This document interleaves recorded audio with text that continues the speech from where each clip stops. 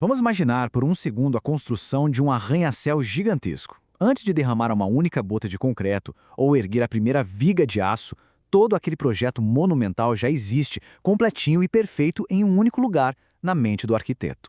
É fascinante, né? Porque a prosperidade funciona exatamente com essa mesma lógica. É uma planta arquitetônica desenhada na mente antes de ser construída na realidade. Hoje a gente vai explorar um material instigante que defende justamente isso. O sucesso material e o crescimento não são obra do acaso. Eles são construções deliberadas que começam lá no nosso código mental. Nossa análise de hoje vai decodificar exatamente como tudo isso acontece. Então, vamos pular as introduções longas e ir direto para um dos maiores mistérios do comportamento humano. Por que a gente repete os mesmos erros? Essa é aquela pergunta clássica, né? Pessoas inteligentíssimas e super capazes, com frequência, acabam presas em ciclos de autossabotagem. Tomam as mesmas decisões ruins de novo e de novo, seja nos negócios, com dinheiro ou nos relacionamentos. O material que estamos estudando coloca justamente isso como o conflito central.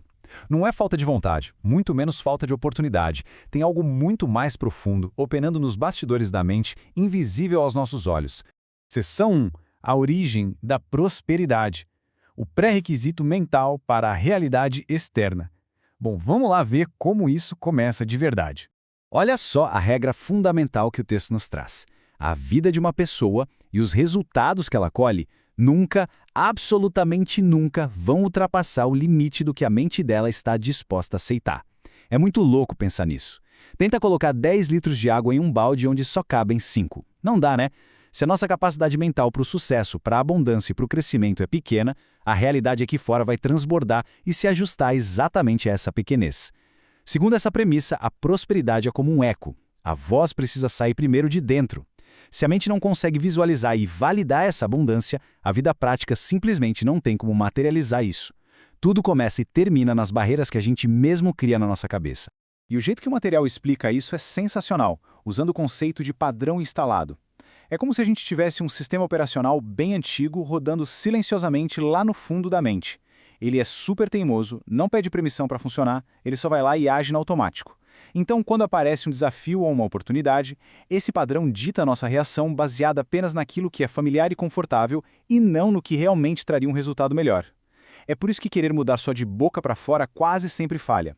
No fundo, é uma briga constante contra um código mental programado há anos, como se fosse um computador velho que se recusa a instalar uma atualização.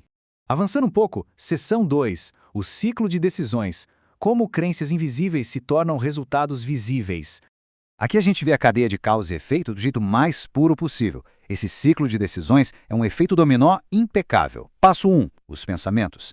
A forma de pensar cria a lente por onde a gente enxerga o mundo. Passo 2. As decisões. Essa lente filtra as nossas opções e dita um jeito exato como as escolhas vão ser feitas no dia a dia. E aí vem o passo 3, os resultados. As ações que a gente toma pavimentam a estrada por onde a gente vai andar. A constatação é clara. Focar só em mudar o resultado final, sem mexer na origem do pensamento, é um esforço que só gera exaustão. A qualidade da nossa vida é literalmente o espelho da qualidade dos nossos pensamentos. Isso ilustra perfeitamente aquela fricção terrível que trava tantas jornadas. É um contraste até doloroso. De um lado, a gente tem o desejo genuíno, querer crescer, querer prosperar, alcançar o próximo nível. Mas do outro lado, tem a crença raiz, aquele sentimento profundo de incapacidade, aquela vozinha silenciosa dizendo que tudo vai dar errado.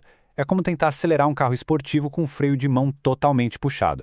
O motor grita, queima combustível, o esforço é gigantesco, mas o carro mal sai do lugar, levantando só fumaça e desgaste. A fonte nos mostra exatamente essa tragédia. Quando o desejo bate de frente com uma autoimagem limitante, a autoimagem ganha todas as vezes. E agora, seção 3. Rompendo padrões mentais.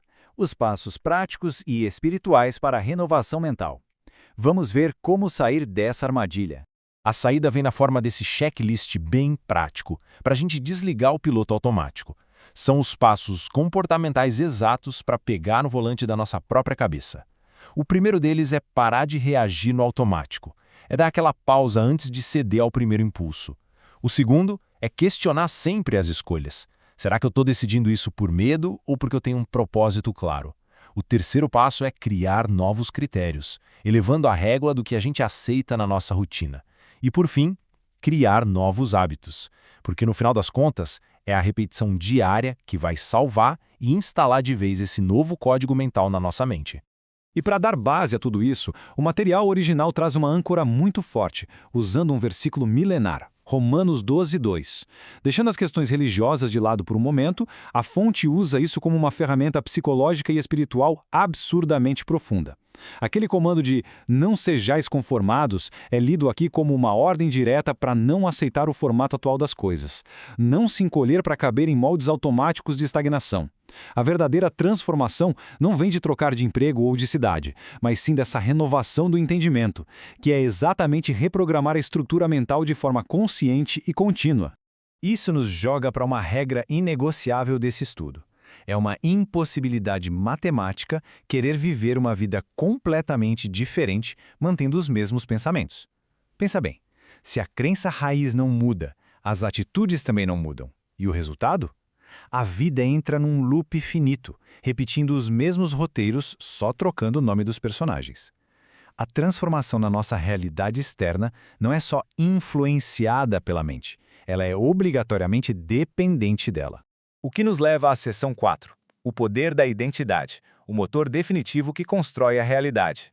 O texto joga para a gente essa reflexão que é a dura mais essencial. Quando a gente olha para o nosso nível atual de realidade, vem a pergunta: o que a gente está aceitando simplesmente pelo hábito de aceitar?